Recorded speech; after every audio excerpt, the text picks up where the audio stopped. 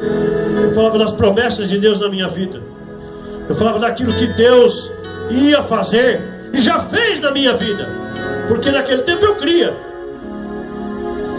E um dia, no congresso de jovens, ele ouvindo a palavra no amanhã para os jovens, a palavra de Deus, que é tão viva e eficaz e pode penetrar até as juntas e medula, até a divisão da alma e do espírito, entrou no coração dele. Ele recebeu a oração dizendo: Jesus, eu quero te seguir todos os dias da minha vida. Enfrentou ali 3 meses de crise de abstinência das drogas.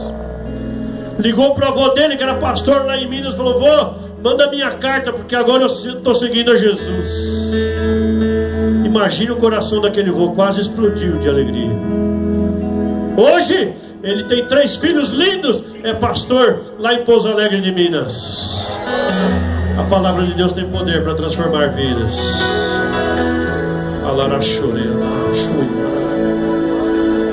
A palavra de Deus tem poder para transformar cidades. Tem uma cidade na Guatemala